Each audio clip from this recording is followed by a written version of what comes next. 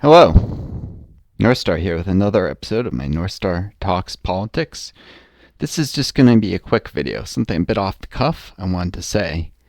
And maybe someday I'll recreate it as a video with graphics and statistics and a lot more stuff to latch on to here. But I wanted to express thoughts about something fairly simple and yet all too important.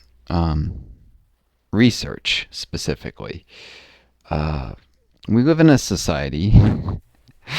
Yeah, cue "we live in society" memes. We live in a society that is a unique place in history.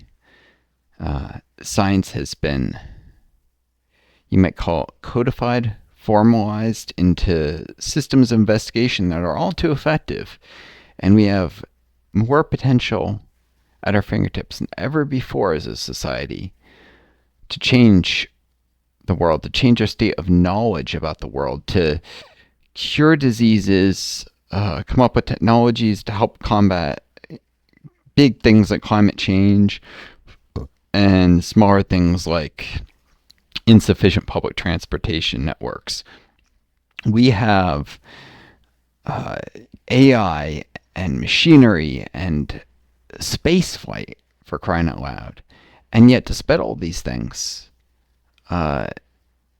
we don't really push this research, this ability to research enough. There's constantly unemployment in society. There's people who are doing nothing, and there's also people who get PhDs and then they wait tables. So there is the talent, there is the skill out there, and there are people who could be funneled in the pipeline, some of whom would have the capability to do research and some of whom would not. But you'll never know until you funnel people into the science pipelines in the first place. So if you think about money as an allocation of society's resources and time, we have excess time, and we're for people who are being underemployed are not put to use. And yes, I'm aware of, we've just been through a inflationary crisis. That's partly a symptom, if you will, of reallocation of society's priorities. If you rapidly shift the allocation of resources and employment in a society, it's not going to happen instantly, and there's going to be a period where you have inflation as you change things. And of course, that's not just economic forces. That's sometimes corporations which bought up all their competitors during the pandemic and were jacking up prices and were taking advantage of the situation where some inflation was inevitable, but they were able to take and dial it up to 11. So some arguments against this might say we already had an overheated economy. No, we already have mass underemployment. We already have countless people who are waiting tables so that some people can eat out way too often in our society. We already have people who are doing bullshit jobs of all sorts that are not that useful in society. There is a lot that could be done to free up labor, to free up resources for scientific research. And I thought that this was worth commenting on. I personally am somebody who has a lot at stake and a lot to gain if we invest in research, because I suffer from long COVID.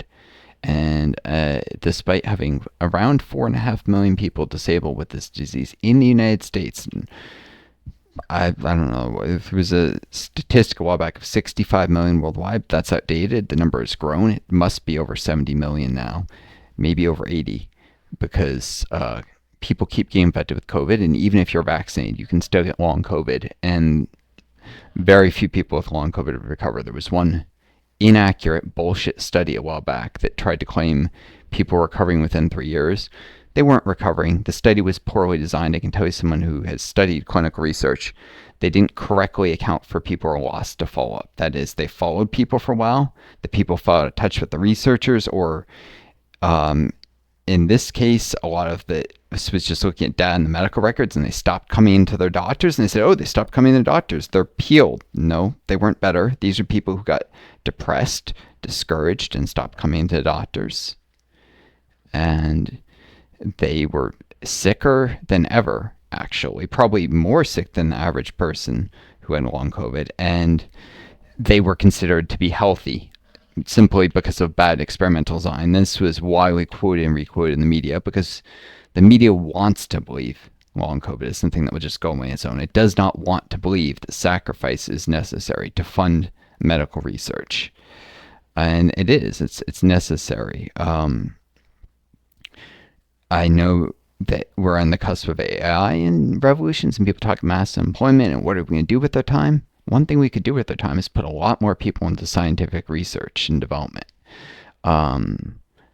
There's a lot of work in society that is not being done, and we're not even talking just science. And it's hard to direct labor into those things in a capitalist society because capitalist societies do not put money just automatically where it will help the most people. They only put it where there's profit to be made, and profit and the net human good often don't align. That's why we have government. That's why we have taxes. That's why we tax and fund things that are necessary but would not be done just by private capitalist enterprise. And if you, like me, you are a socialist, that's why I believe that capitalism, which constantly resists and works against these efforts, with the rich constantly trying to get taxes cut and public spending cut, capitalism has to end. The power of the rich needs to be ended. You need to nationalize their companies. That's what is meant by talking about getting rid of the bourgeois. It's not shooting them or some nonsense that would be violent and needless. It's nationalizing, seizing assets so that they stop obstructing things they're needed, like increased scientific research. I just want people to consider this. Think about how little has changed. I mean, maybe you've followed the buzz news and the popular media, you think there's been a lot of scientific progress, but there hasn't really been in the last 50 years. Change is slowing down. And that's partly because we're funding research less and less and less proportional to our wealth, our means, and our available labor forces. It's not enough just to look at how much money gets put into research because there's trends like the corporations that make machinery, laboratory machinery, are buying up their competitors and charging monopoly prices on lab machinery. So it's becoming more and more expensive to do the exact same research with the exact same equipment. That doesn't mean that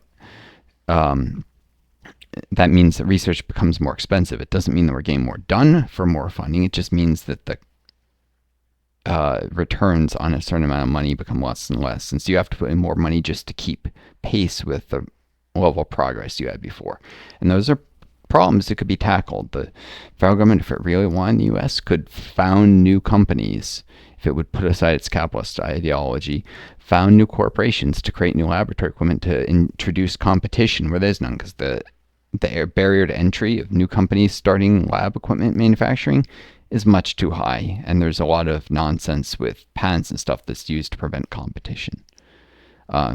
So if we really cared about the rate of progress, that's something we could do. But anyways, just some thoughts. I hope you all enjoyed. Have a wonderful day. Take care of each other. Be kind to yourselves. And may you always find a guiding star to lead you home.